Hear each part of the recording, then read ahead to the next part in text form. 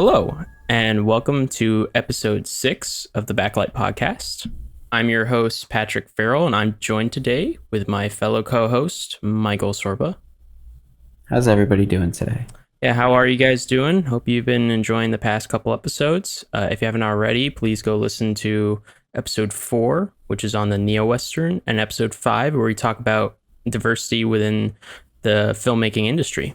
So please be sure to check out those past episodes. Today, we'll be talking about Joker and the anti-hero and the antagonist and all that cool stuff that we talked about at the end of last week's podcast. But before we get to that, let's talk about what we've been absorbing recently. It's been a little bit. It has been about 2 weeks. You've been working? Yeah, I've been working. I've been doing a lot.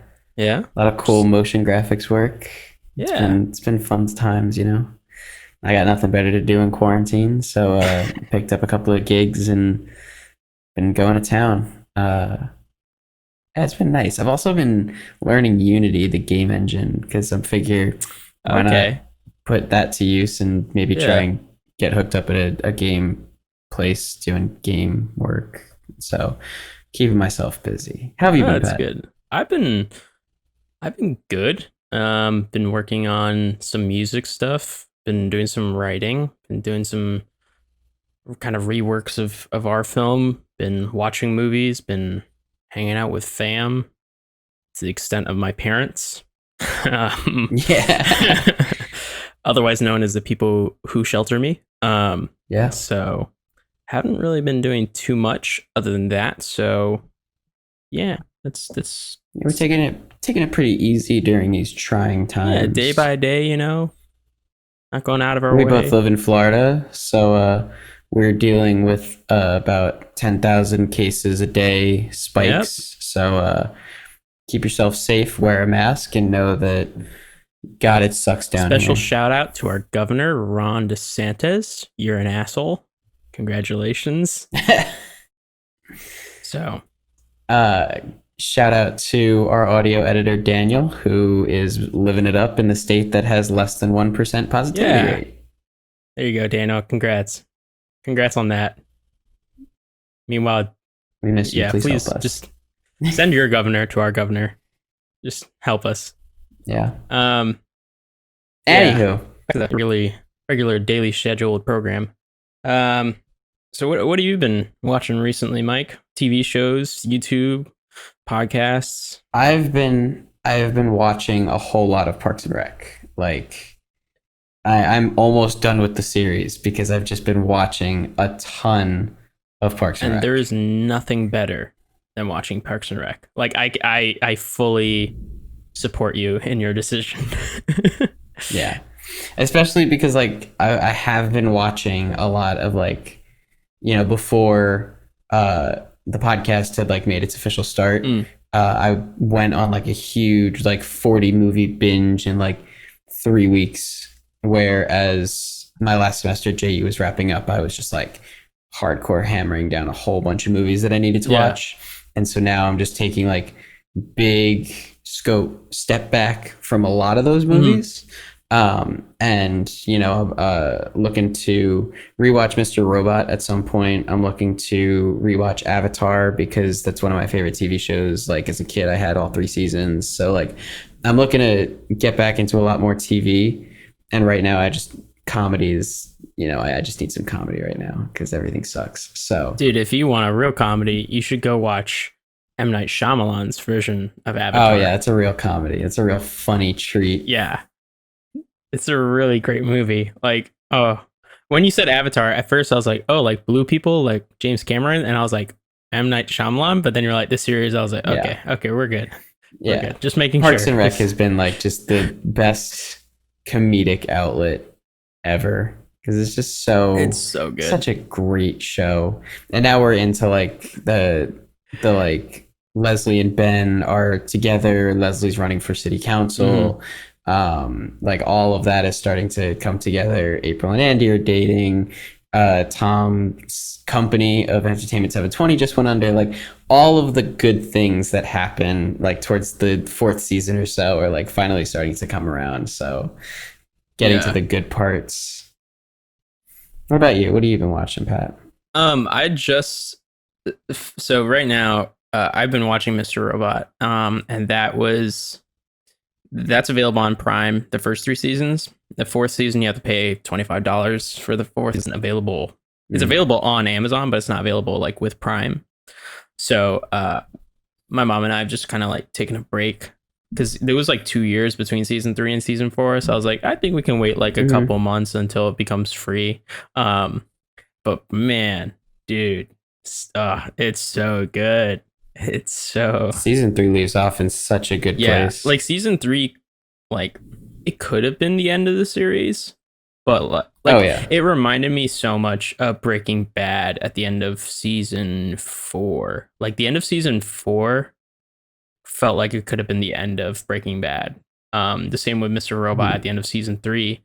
And it could have been like almost like a cliffhanger a little bit, like just kind of leaves you hanging a little bit, but it kind of completes a lot of narrative arcs and a lot of character development.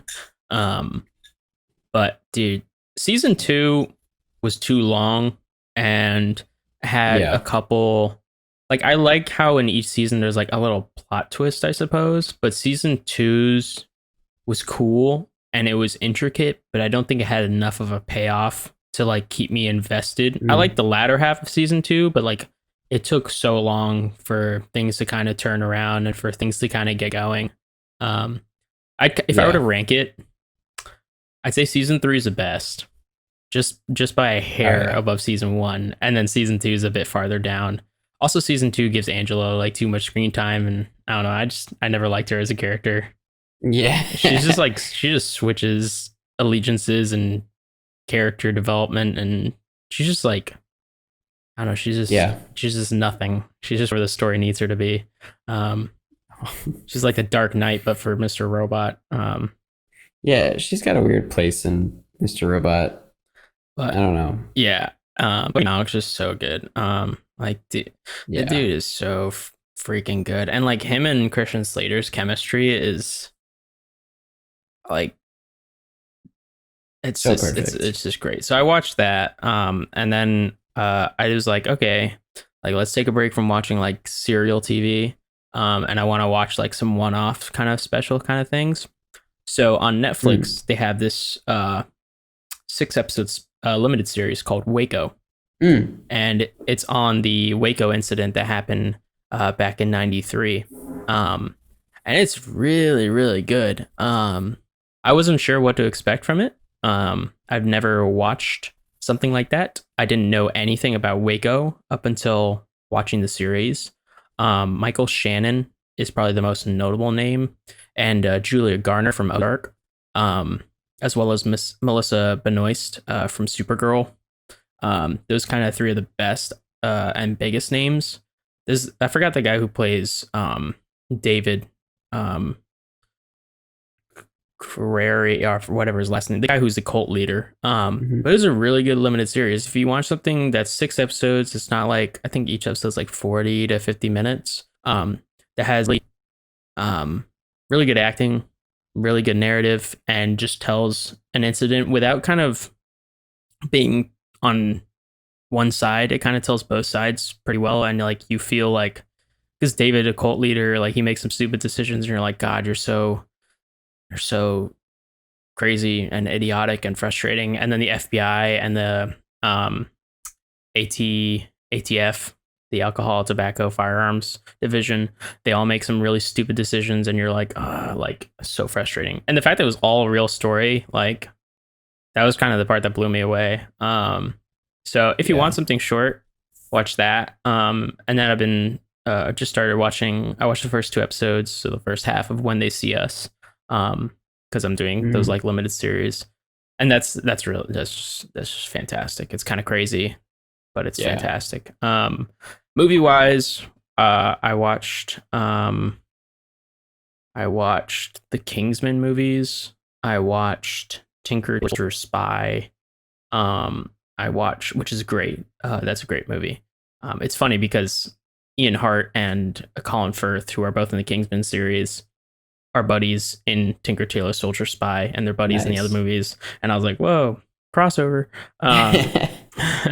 And then what else did I watch?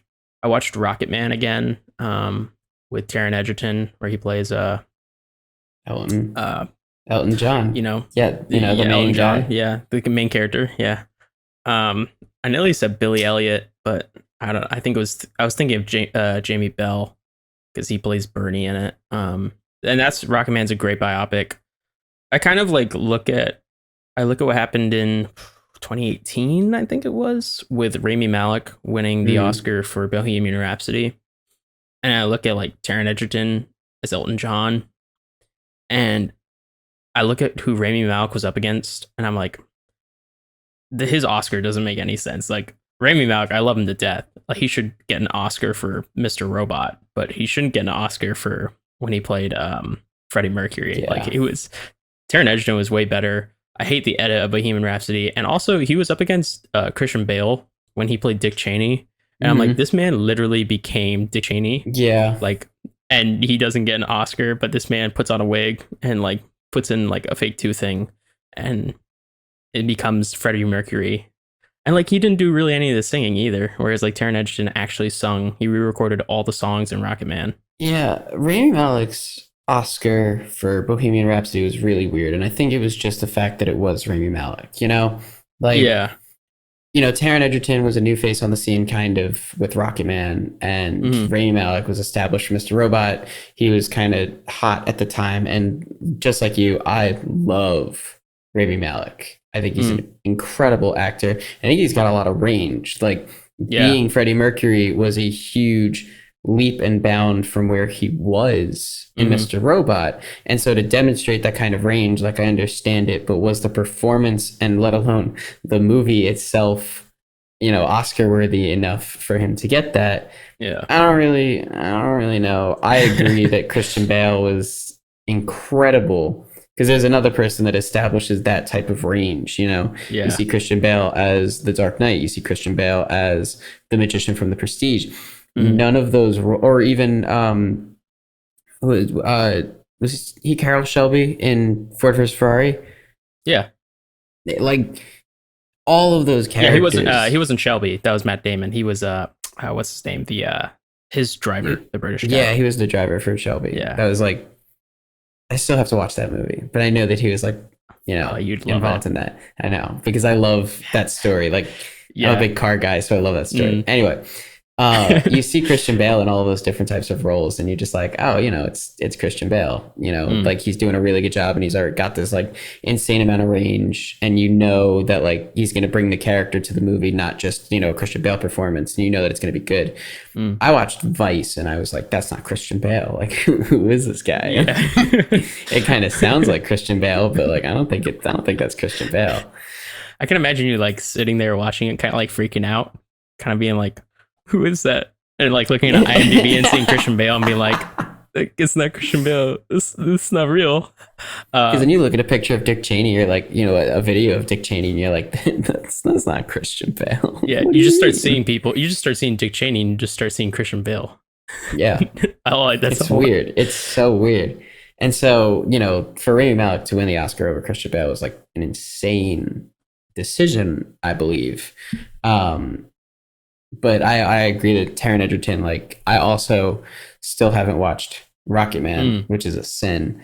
But from everything that I've heard and the clips that I've seen and the effort that went into him for that part, like I've heard so many amazing things. Yeah. And so like, I think, just from what I've heard, it's an insane feat. And just from what I've watched of Bohemian Rhapsody, like that's just a not good movie. The other thing that I really liked about Rocket Man compared to Bohemian Rhapsody was like, with Bohemian Rhapsody, that movie is a biopic, but it lacks a framework through which the story is told. It just kind of happens.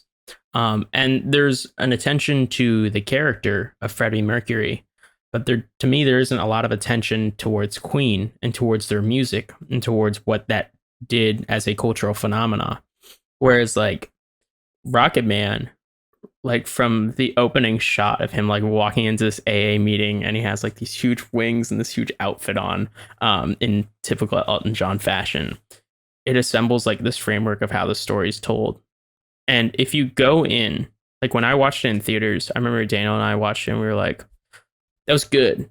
Like it was really good, but it wasn't what I was expecting. And I think that there's like probably 25 minutes in the film where it loses a lot of pacing because it's like musical number to musical number to musical number.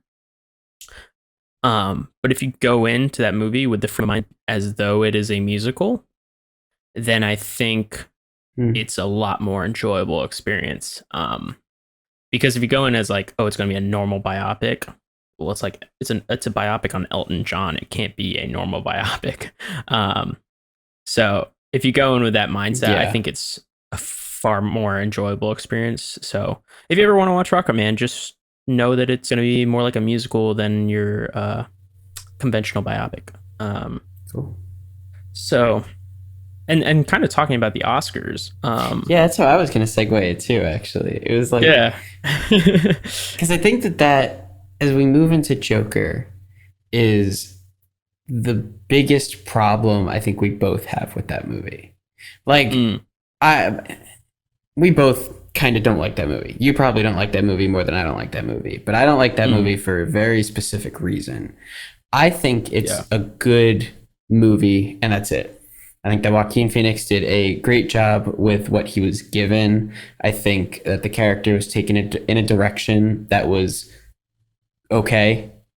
I think that the story itself could have been good, but then it got really overhyped, and then it got nominated for 11 awards at the Oscars, which when you look at that against a movie like The Dark Knight, it's an insane similarity in terms of the number of accolades it gets with a severe lower quality film, in my opinion. And you have a lot more to say on Todd Phillips than I do. You have a lot more to say on the direction than I do. You probably also have a lot more to say on the score than I do.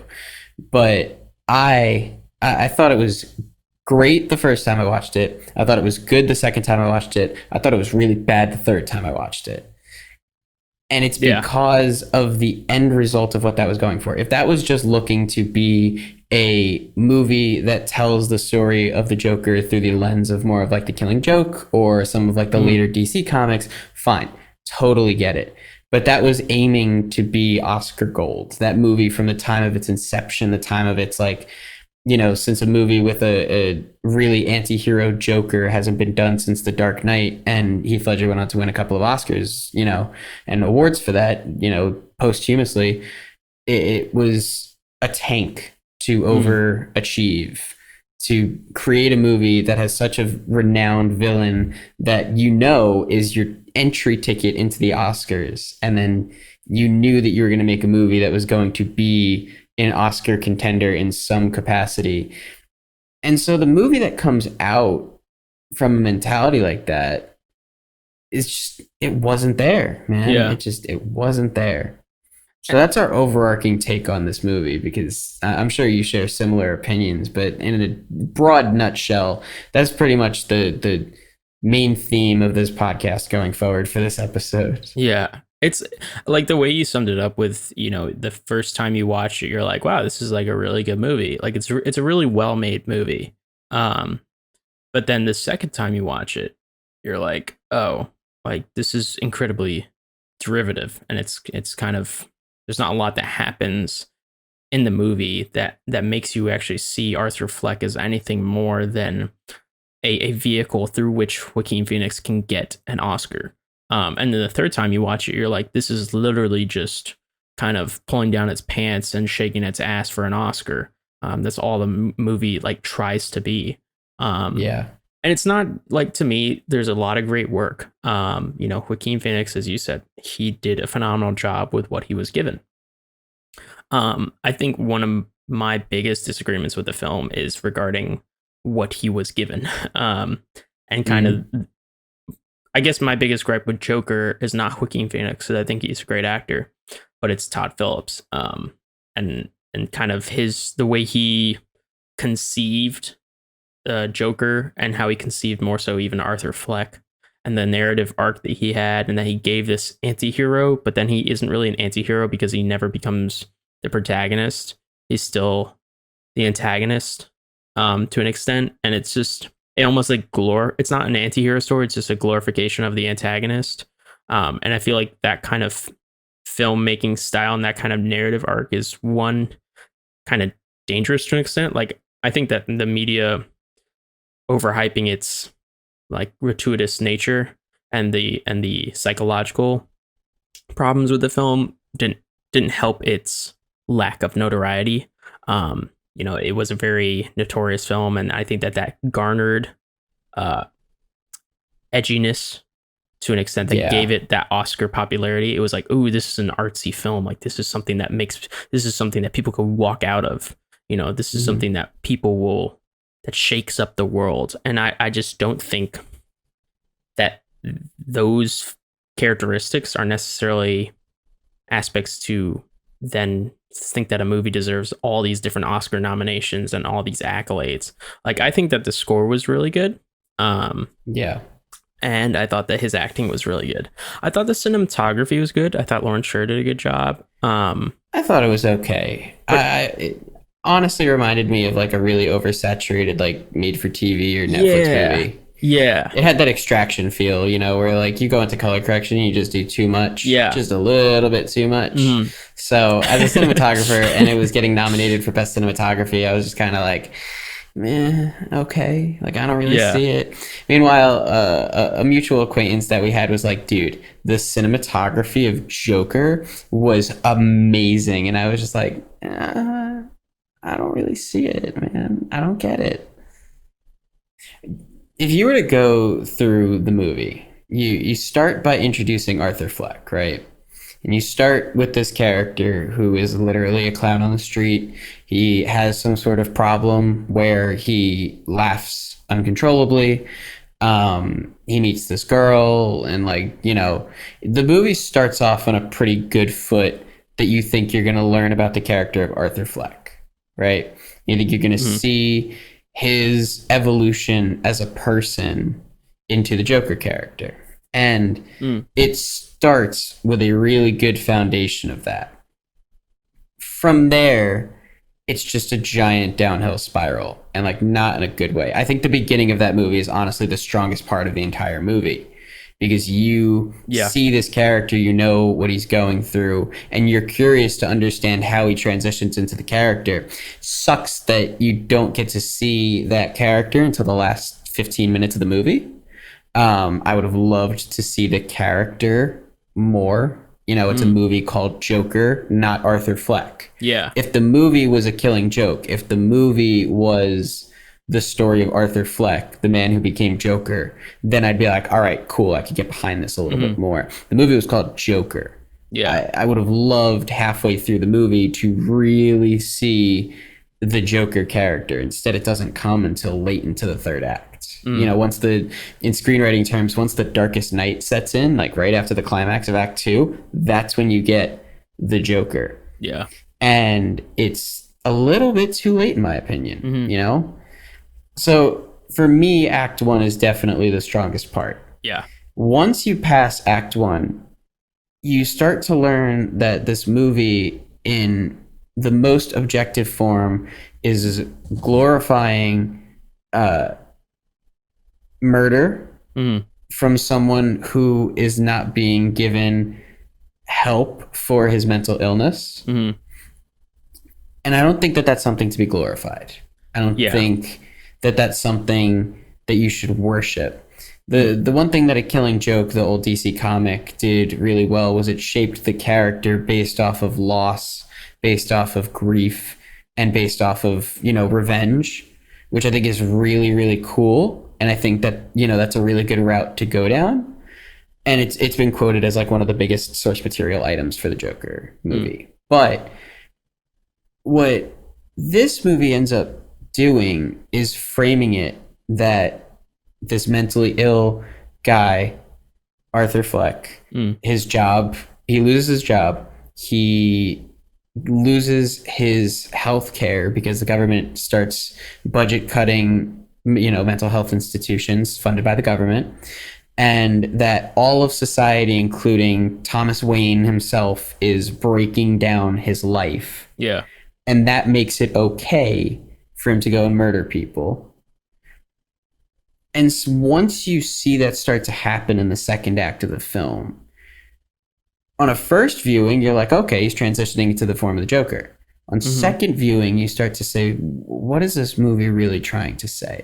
You know, is this really the character that we're supposed to be worshiping? And going back to what you said about anti-heroes and antagonists and what we worship and that difficult path that you go down, an anti-hero is good. We like anti-heroes. We like Jake Gyllenhaal and Nightcrawler. Yeah. We like the idea of someone who may not have the most direct moral compass, but is someone that we can root for to achieve their success. Arthur Fleck doesn't have any success. Yeah. His success is turning into the murderer. cold murderer. Yeah, a homicidal freak. And that's the character of the Joker in some sense, but you also need the Batman figure to counteract that, in my opinion. So once you get to Act 2 and you start to see that this is where this movie's going, you know, from a more worldly perspective, you're like, what am I watching? What am I getting myself into right now? And it turns really bad when you get into the third act, which, spoiler warnings if you haven't watched this, like it gets really bad. That, you know, he kills his friends that come into his house that like weren't always there for him. And he goes on a talk show that he always wanted to go on to. And our favorite monologue. Oh, wait, I forgot the other most important part, when his girlfriend wasn't real. Yeah, and he kills his mom. Yeah. So killing his mom, maybe I can get behind that, you know, maybe I understand that from the point of view of the character, but the girlfriend being fake kind of came out of left field for me. It came out of left field, and it was kind of one of those, to me, like Todd Phillips was like, how can I make an unreliable narrator as unreliable as possible, and therefore have no actual narrative structure through which I can tell a coherent story?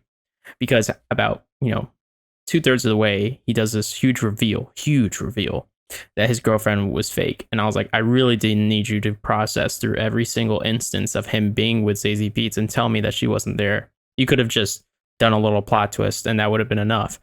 But regardless, the plot twist sucked because it didn't do anything for Arthur Fleck. It didn't do anything for the narrative. It was just telling me that this guy was crazy. And the plot twist at the end, with it being like, oh, maybe it was all in his head or whatever. You know, it was just like, it wasn't like, you know, the plot twists of Tyler Durden within Fight Club. It wasn't that kind of unreliability that builds up a questionable character and then a questionable world. It was just kind of random bits of this crazy guy that didn't make any sense, and that if you try and rationalize them in your head, it's almost like a meaningless meaning behind every little instance of character that Arthur Fleck has. And yeah, that monologue is incredibly frustrating that he gives. So let's talk about the monologue for the second, because it really derails the whole movie. Like, you're going downhill on a huge spiral as you watch that movie since the first act. And then it all culminates into probably the biggest train wreck moment of the entire film, where we both are ready to scream at the screen right in front of us and yell at Todd Phillips and then yell at the Oscars for nominating us for 11 awards, because it's the whole theme of the movie on a silver platter. It's what we always talk about when we talk about this movie. It's one of the biggest screenwriting tropes that you like shouldn't do is just disclose your theme in full, and like detail. The whole point of the movie just in one fell swoop. And that's exactly what Todd Phillips does. He goes, here's why I'm telling the story. Here's why Arthur Fleck is doing what he's doing, because I don't believe that the audience is smart enough to figure it out by this point. And I think that Arthur Fleck needs to just say it. And I can't say that I've talked to one person who's seen the movie who thinks that this is a good filmmaking technique. Whether they're a filmmaker or not, like, my girlfriend's not a filmmaker. My girlfriend has sat with me through many film conversations. She sat with both of us through many film conversations. She's watched, our movies that we make and stuff like that. But, she walked out of the film for the first time and was like, what was that? What was that thing in the third act there where he just rants about society abandoning him? Like, aren't you not supposed to do that? And I was like, yeah, no, you're not supposed to do that. I was able to figure that out like throughout the film. I was able to watch the film and understand that that's why he's going down the path that he's going down. I don't agree with it. I don't think that it's a good thing, but that's what he's doing. And now I don't need you to reinforce that just in case I was confused by saying it. It's something that Hallmark movies do. It's something that Lifetime movies do, know? And for this movie to do that in such a really specific way and then get nominated for a lot of awards praising that kind of filmmaking was very confusing. It's really frustrating because like I think of his speech, he's like, you look at me and if you saw me on the side of the street, you'd think I was just trash. You wouldn't care about me. And he's like, what do you get when you cross a mentally ill loner and a society that hates him and treats him like trash? You get what you fucking deserve. And then he shoots Robert De Niro in the head. And I'm like, I think of Dark Knight and I think of Nolan's films. Big surprise there. I think of... It's hard to not compare them. Everyone's like, oh, you can't compare The Dark Knight and Joker, but it's hard not to. Yeah. This is the direct follow-up. Yeah, and I think of the conception behind thematic dialogue. And I think thematic dialogue is something that is important to a film if your theme is kind of the device behind your narrative. Like I watched Interstellar recently, and there's always the little speech that Dr. Brandt gives Cooper when they're on the Endurance, and she goes, like love isn't something that we can quantify, and it's something that surpasses time and space, and yet we discard it as some emotional context. Maybe it is something that can be quantified and qualified that we simply don't understand yet. And I was like, well, that was an incredibly heavy thematic dialogue. But what's great about it is that it's dismissed. Is that Cooper goes, no, like you're just wrong, and we need to chart a course for Dr. Mann's planet. And then it's only when he enters the Tesseract and he sees what he's doing to Murph and how he is communicating across time and space, and he's like, no, love is what that is. And it's a kind of realization of that piece of thematic dialogue. But it's not handed to me. It makes me question it. It doesn't just tell me what it is. But because it also makes you think back to when Anne Hathaway says that. Yeah. And you're just like, oh, wait a minute. Yeah. She wasn't batshit crazy, And it wasn't just Christopher Nolan being like, heavy-handed thematic material. It's the idea that that's almost like a red herring. That like he's going to say all that and then the main character is going to dismiss it so that when it comes back in the third act and they realize that you can recall that moment and say, oh, wait a minute. Like, that's why she said that. And to me, it also deals with a concept that is incredibly big. It's a very big concept. Love and time and space. Those are very huge existential questions that we ourselves pose upon ourselves and the world around us. Whereas with Todd Phillips's Joker, there's never that question of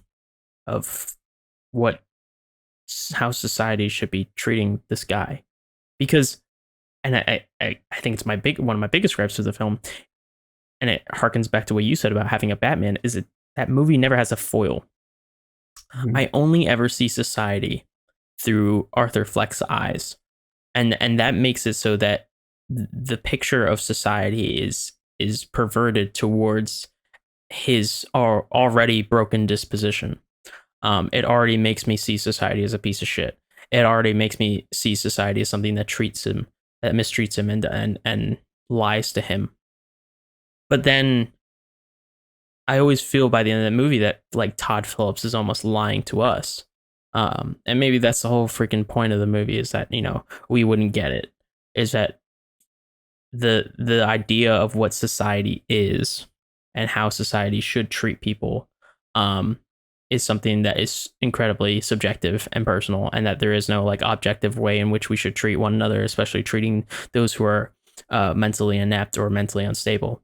But not having that foil makes it so that Arthur Fleck's speech, I don't know, it just feels like a cry for help. And I'm never rooting for him throughout the narrative. I'm always just pitying him. And when he starts murdering people, I don't even feel sorry. I'm just like, I'm not It's apathetic. just stuff happening. Yeah, it's just stuff happening. And I think it's for a lot of reasons. I think it's because the narrative doesn't really it doesn't build towards something besides him becoming Joker. But that moment that he becomes Joker, I don't know, it never feels, the payoff is never there. Yeah. Because I wasn't, the payoff isn't there for me. It's there kind of for Arthur, but it's never there for me because I'm never along there on the journey with him. Whereas, you know, I look at Dark Knight and I look at Nolan's conception of Joker, and I think he perfects the idea that less is more, and that instead of just making it so, well, quick tangent. Basically, there was this video essay that I was going to do called the Meaning of Madness, and it was going to compare Arthur Fleck Joker, or Todd Phillips' Joker, really, to Heath Ledger's Joker, more so Nolan's Joker.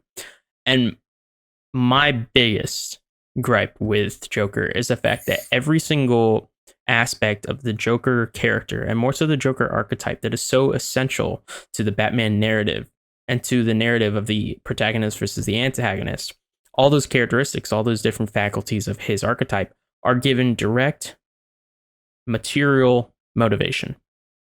His laugh is given a motivation through his mental illness and through his it's a bit of both a mental and physical imbalance, where, you know, they have that laughter thing where they can't stop laughing. His outcast nature, him being kind of removed from society, is given a character motivation. It's the reason that he is so removed from society is because his mom wasn't a very good parent, and then she also lied to him.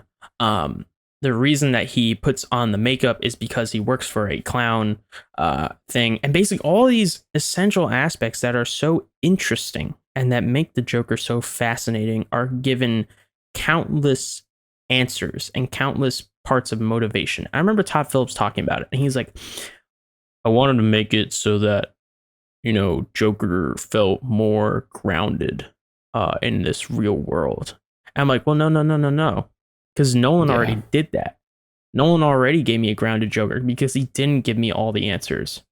He didn't spoon feed me what this character meant. He didn't give me a reason for the makeup. He didn't give me a reason for the violence. He didn't give me a reason for why this character was insane. And all he gave me was a simple sentence that Michael Caine just tells Christian Bale, which is that some people just want to watch the world burn. And that is enough motivation for me to understand, not even considering the popular culture factor of the Joker, is that we already know his story. We've read the comic books. We've seen him on TV. We've seen the animated series. You know, there's a plethora of mediums through which you can observe this character. I would just give him one sentence to fully understand this character's motivations. And then he was foiled by Batman, both in the screenplay definition of foil and the actual definition of foiled. He was foiled by Batman in a way that gave me a perspective through which to see the goodness of society. Mm-hmm. And then Joker, you know, corrupts Harvey Dent, and then Harvey Dent kind of takes over the mantle of what you can do to society. Because that's the thing, is like Joker just ends up, the beauty of The Dark Knight is that it looks like it's going towards this huge climax, this huge make or break moment of like, will society choose to corrupt themselves and destroy the other boat and, you know, kill all these people? Like, what's it going to be? What's going to be the coin toss? And the fact of the matter is that Joker wasn't going to leave everything to a fist fight with Batman, because all he had to do was corrupt one person, the White Knight of Gotham, to show that he was right and that people are not as good as we like them to be. And I think that that is so beautiful. I think it is so well done. But then Joker is like, I want to show you how society can fall apart. And it ends up in this big climax of society falling apart. And then Joker climbing on top of the police car and dancing in this huge, vibrant score. And it's like, oh my God, he's winning. And then it just goes to a hospital room and it's like, oh no, it was all a lie. Yeah. The Dark Knight is not a perfect movie by any means. I am a firm believer, because I watched it once before we went to go see Joker, because Liz had never seen it before and she didn't know a whole lot about the characters of like Batman and the Joker and stuff like that. So I wanted to show her The Dark Knight. And on watching it, you know, Batman is not a perfect character in The Dark Knight. Batman like has super limited change and a lot of screen time. You know, Harvey Dent could use just a little bit more exposition, in my opinion, to show like exactly that he's the White Knight of Gotham and stuff like that. Once you watch it a couple of times, you could see those things a little bit more clearly. But the one thing that Christopher Nolan got right, and got a lot of praise for the fact that he got it so right, was the fact that Joker is the villain that needed to exist there. He's a villain that needed to exist. He didn't rely on source material. He didn't rely on trying to shake up the world with this one character. He created a character that he knew could be grounded in society in this way. He could create a superhero movie that was very, very grounded and very, very realistic, and didn't need to overdo it on the sentiment and the theme and throw it at the audience. They'll get it. Never once is the theme of that movie, aside from Michael Caine's one sentence, thrown at you. You're never like smashed your face into the cake of thematic message. You're never, you know, overwhelmed by it. It's a Batman movie. You could see it as a Batman movie. You could see it as a societal message, and you have the freedom to interpret that. When you watch Joker, you know that that movie is going to be a big, giant societal message on a silver platter thrown at you. We brought up a good point earlier with the idea that there's no foil. And it's something that I noticed too on my last watch of it, that he's angry and he just gets angrier, and there's nothing there to bring him back to earth, except for the fact that it's all in his head and that he's in a psych ward. And that's a really easy scapegoat to take, that it's just like, haha, it's all a dream. It's something that we learn as filmmakers, like, hey, don't do that, because that's literally just the easiest way out. It's what we thought about Extraction. It's what we thought about, you know, some of those B-class action movies where the ending isn't really what the director had intended. It was something more of a what does the audience feel would be the right way to do this, you know? And how does that solidify you as a filmmaker if you just take the easy way out for an ending of a film? And for Todd Phillips, it was, the ending, it was just all a dream. You know, it was just all in his head, that he's a mentally unstable person and is dreaming of all of this destruction, and he's stuck in a psych ward somewhere, and that we wouldn't understand. And I totally get, you know, this movie is meant to be us in a perspective of someone like that who gets government funding cut. They have no help. They have no family. They have no friends. All they have is destruction around them. And this is what they turn into. And this is why these people come out like this. And I understand that, but I don't think it needed to be a movie.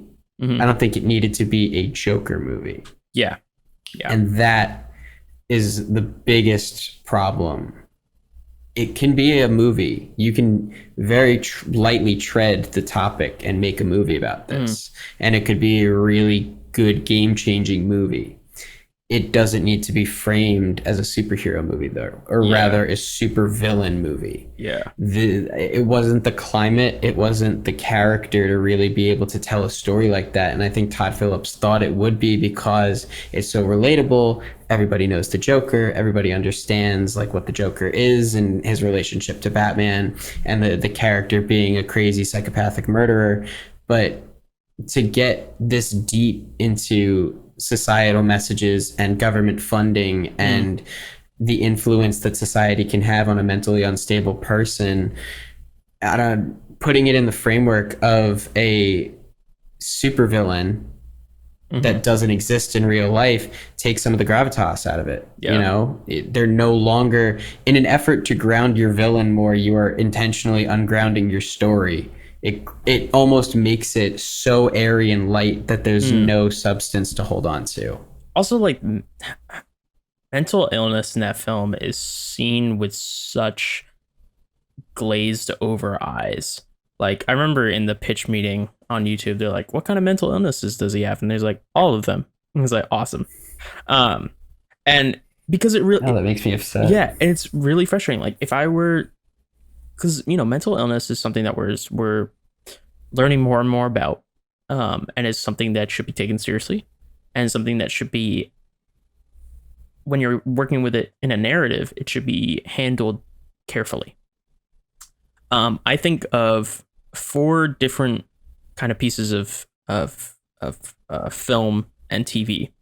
I think of James McAvoy's Split. So in that movie, he is giving dissociative identity disorder, and it is used to full effect to make it so that there was this like horrifying character that had all these different personalities, and that was all like they were all fighting for the Horde, which is like this evil personality which actually has like meta-human capabilities and all that. And it takes a mental illness and it elevates it into complete fantasy, and this character is the antagonist. And there's a brief moment of sympathy for this character, but they are ultimately the antagonist. And I think that movie didn't try to say anything about mental illness. I think it tried to say a little bit, with the protagonist being like having been suicidal or something. But to me, it didn't have the gravity to where it was about to make a huge statement. It was just taking advantage of a grounded motivation and putting it within the realm of fictional storytelling. Then I look at Patrick Bateman in American Psycho. His character commits terrible things and kills a bunch of people, but he's not given a mental illness. You know, it's not like, oh, well, this guy clearly has this disorder or this, you know, this condition.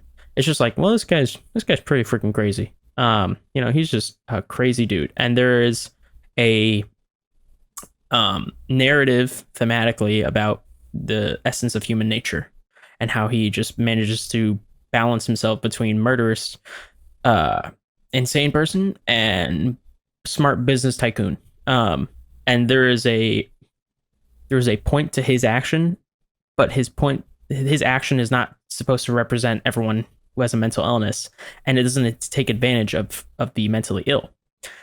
And then I think the best comparison I can get to Arthur Fleck is, and it's only something I've watched recently, is Elliot Alderson's mental illness in Mr. Robot. Yeah. Okay, so this is big spoiler territory, so if you haven't watched Mr. Robot, don't listen to this any further until you watch it. I think I've alluded to it before, but I'm going to talk about it in full now. So 3, 2, 1. Okay, now we're back. So you've watched all 4 seasons of, or all 3, all 4, whatever. I'm only talking about the mental illness. So Elliot Alderson has dissociative identity disorder. He's also bipolar. And he also has depression. And he definitely has social anxiety. And one would also presume that he is possibly on the spectrum for autism. But his multiple personality disorder is one, explained narratively, and the consequences of that disorder are shown in full. The purpose and the reason behind that disorder are shown in full. The fact that his father molested him and the fact that all these things were haunting him. His anxiety is shown in full, and the repercussions of that, drug use, like suicidal thoughts, suicidal tendencies, active attempts at suicide. They take mental illness and they handle it with care by showing to you the full ramifications of what this can do to a person, both good and bad. I agree. And then you look at Arthur Fleck, and he laughs a lot, and he's clearly on the spectrum, and he clearly has depression, and it's just glorifies the violence that comes of it. It never shows you the problem, and it goes away. It goes away because he becomes violent. Is that what you're trying to tell me about mental illness? That if someone just goes and kills people, that his anxiety and depression goes away? Is that what you're trying to tell me? Because that is a stupid, naive, and immature way to look at mental illness in film. And I think that go ahead. Yeah, bringing up Mr. Robot is such a good point, because he is unbelievably mentally handicapped. Mm-hmm. He is the protagonist. He is not a good person. He does not do good things. He's kind of like Robin Hood in a way. He tries to shut down Evil Corp and is presented in that way. Whether Evil Corp is actually called Evil Corp at the end of the day is something that you can only see through Elliot's mind, and so you don't really know. But he's not a good person. No. And you still empathize with him and root for him because you understand, at least in the most basic form, what he's going through. Society is the main antagonist in that film. And you are never, ever handed on a silver platter that he's being unfairly affected by society. He wants to make a change. He wants to change the evil society. He wants to bring it back down to earth. He wants to take it down. In the third season, once again, spoilers, he almost sets up a terrorist attack for it. That doesn't happen in Joker. No. You get the same dichotomy. You get the same protagonist, in quotes. You couldn't see me because this is audio. Protagonist, in quotes, being Arthur Fleck, and antagonist being society, or at least that's what it's intended to be. And there's no consequences to Arthur Fleck's actions. There's no real groundedness to what he's doing with certain consequences. And once I think about it, within Mr. Robot, right? Society is the framework through which you're analyzing Elliot's character. And Elliot is both the protagonist and the antagonist. Yeah. And they had the perfect opportunity to construct Joker as though you had Arthur Fleck, who is the protagonist, and Joker as the antagonist, and make society the framework. But what ends up happening is you have a protagonist that just divulges into the antagonist, and they could have easily foiled each other, but they don't. Arthur Fleck is never regretful of his actions. He never feels pity upon the people that he's hurt. He just turns into this narcissistic asshole. And I can't root for a character like that. And it doesn't help me understand the world that's oppressing him and the world that he is then trying to change. Because all I see is through his lens. Whereas at least Mr. Robot grants me two different lenses through the same person because of his mental illness. It's like Todd Phillips shot himself in the foot by handling mental illness with such in a superficial way, because if you actually go into it and learn about the ramifications of it, then you can construct a very nuanced and layered narrative instead of just making it so you have a guy that goes around and kills people and then puts on clown makeup and says, "Oh, I'm Joker." Call me Joker, Murray. It's ooh. Yeah. Joker could have been really good if it was a mix of Fight Club and Mr. Robot in the framework of Gotham City. Yeah. It would have worked perfectly. It would have worked so well. And instead, you got half the Tyler Durden character, half the Elliot character, just the bad parts of both of those characters, in a Gotham that looks too much like Brooklyn and a movie that seems way too grounded.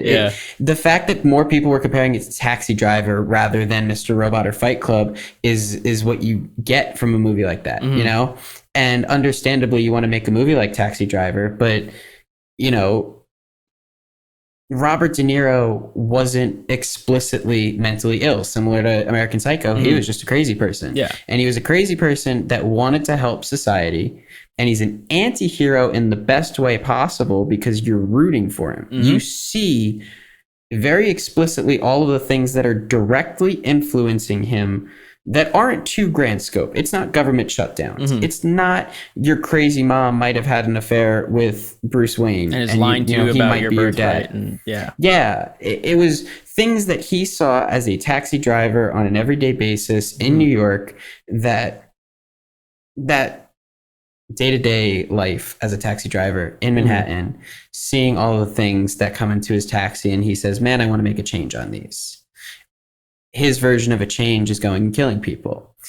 Arthur Fleck, in his version of change, is killing 3 pretty innocent people on a subway and saying that it's in the name of the betterment of society because he hates the company that those 3 people work for, and that he needs to bring down that society. If you were to take Taxi Driver with the dissociative identity syndrome of Tyler Durden, who also wanted to take down big corporation and capitalism, and Elliot and Mr. Robot, who wanted to take down Evil Corp, who was controlling all of society, with that anti-hero, really grounded motivation of why they want to change it. That's what you miss in Joker. Yeah. Understandably, for Todd Phillips, you want to make a character that wants to take down society. Understandably, Todd Phillips wants to make a character who is really, really, really just torn down by all of the government institutions, his parents, the private institutions within Gotham City. Like it's all just taking him down. That's the good part of that movie, and it's set up really well. The bad part is that you never understand the why of why he's doing these things. You have the setup of what's affecting him, but you don't really understand truly why this is affecting him so deeply on such a catastrophic level that he'll go and murder all these people. His example of telling you the why is having him spill it on a silver platter at the Murray show, and that is probably the worst scene I had seen in any movie in all of 2019. Yeah. And it's like when he even says that, like, what do you get when you cross a mentally ill loner and a society that treats him like trash? You get Mr. Robot. Yeah, you can get people who are morally redeemable. You can get people who, and like I get it, you can also get people who aren't, which is kind of the Mr. Robot version of it. But I don't know, it was just like you could have made a slightly more nuanced character. You could have actually done something with the Joker character. But that harkens back to what you said. It's like you could have just made a movie that wasn't about Joker. Like, I feel like if he had taken away the Joker moniker, he could have made a much better movie. I think that saying it was about Joker limited him. Because I think Todd Phillips is a reasonably talented filmmaker. People think he's like a deity, and I'm like, okay, he made the Hangover movies. Let's not forget that, okay? Yeah. You know, he's not an A-list legend. Yeah, he's not an A-list legend who is incredibly talented at making artistic films and art films. To me, he hasn't found his niche yet of where he stands within the art films and the blockbuster. To me, people like Tarantino, people like Scorsese, who I think Todd Phillips tries to emulate a bit too much in Joker. To me, those people know what they do and they know how to do it well. And I think that before handling something with such heavy hands, I think that he could have done something a little bit more original, quite honestly. Because like there are a lot of original aspects. I think that Joaquin Phoenix's performance is incredibly original to Arthur Fleck. Yes. I think Joaquin Phoenix totally deserved the Oscar. I thought he gave the best performance of anyone. I think that I can never pronounce her last name, and I always feel so bad. Her score was really good, because if you look at the score for Dark Knight for Joker, like it's Zimmer and Nolan. I mean, that was definitely the influence, because up until then you had all the themes from Danny Elfman, where they were, and John Williams, regarding like very heroic themes. and even in like the early Spider-Mans, the Sam Raimi Spider-Mans, they were still very heroic and they're still very orchestral. And Nolan said, I don't want that. I want to kind of make a superhero film score that didn't have that same feeling. I wanted a different kind of taste, a different sound for this character. And so Zimmer experimented with electronics and distortions and kind of extended techniques. You know, he used a razor blade on the cello going up, and it just sounded, and it gave like Joker this kind of almost like this ever exploding time bomb that he was, you know. Yeah. And then Hilder kind of took those extended techniques and gave them a more like sympathetic facade. You know, these like droning cellos and this very slow beating timpani sound. And she used a lot of extended techniques too. And so I think that what she did was she did what Todd Phillips should have done, which is take what is your influence, steal from it, but alter it enough to where it becomes yours. I mean, that is the essence of originality. Originality is just about hiding your sources. And I think that Todd Phillips, when you look at even the cinematography, the framing, the narrative, it's incredibly derivative of Taxi Driver, but with less professional nuance and a lot less attention and care. So yeah, that's a great way to put it. Yeah, that's exactly what it is. Yeah, it's Taxi Driver, but shit. So, because like I just wish people realize that you can make movies that are like layered and nuanced, but have like a bigger message. Yeah, I watched The Dark Knight again because I just freaking love that movie. And you're right, it's not a perfect film, but I still think it's the best superhero film ever. And 100%. Yeah, and it's such a good movie because it's like, oh, well, people are like, it's Batman versus Joker, and I'm like, well, it's actually about justice. I'm like, it's actually about like, you know, all these aspects of anarchy and like how you can be decent men in an indecent world and what's considered fair. And there's so much to chew on. And I leave out a Joker and I feel parched because there's nothing there. Yeah. There's absolutely nothing. Yeah. Well, that's Joker. Yeah. We really don't like this movie. I feel like the Neo Western podcast was like one of the only. Actually, no, we had the Denny podcast and the Roger Deakins podcast where we talked about movies that we actually liked. But and we talked. The diversity one, we talked about movies that we liked. Yeah, that's true. We've talked about a lot of movies that we liked. Never mind. I was like, man, this is just a hate podcast that we just talk about movies that we don't like. We've talked about a lot of movies that we really like. This is a movie that we very strongly do not like because it also got. Let me remind you, if you forgot from the early version of the podcast, it got 11 Oscar nominations. I'd only like 2 of which were reasonable Oscar nominations, which were Joaquin Phoenix and the score. Yeah. But oh my God, 11 for this movie. The amount of go watch Taxi Driver, go watch Mr. Robot, go watch Fight Club. Those are my recommendations. Yeah. Don't watch. I would still say watch this movie because understand where we're coming from and like why we say this and understand what makes a movie about society so good or bad and like what Todd Phillips could have done better, you know, and understand why we went on this hour-long rant about this movie. But definitely watch at least the first season of Mr. Robot, watch Fight Club, and the other I watched Taxi Driver because they are infinitely better, more polished versions of this story. Yeah, even watch King of Comedy because I know he also sourced a lot from that, which is another Scorsese De Niro film. Like Todd Phillips didn't even bother to hide it. He put De Niro in his film. I mean, my recommendation, if you really want to kind of understand our point of view, is watch Joker first. Go in, if you haven't seen it, watch it with fresh eyes. Even if you've seen the other films that we talked about, just go watch it first. Then go watch The Dark Knight, watch Taxi Driver, watch King of Comedy, watch Mr. Robot, watch Fight Club, and then come back to it and realize how much missed opportunity and missed potential there was with that film, and how derivative it is of the other older classics of Scorsese. And then you'll be like, wow, yeah, the Backlight podcast was 100% right, and can't disagree with them. And if you do disagree with us, write to us because we haven't gotten any reviews or comments lately. So definitely go and drop some reviews, drop some comments. Let us know if we suck, because chances are we're pretty spot on with this one.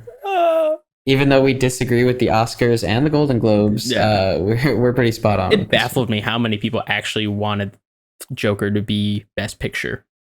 I was like, have you seen Parasite?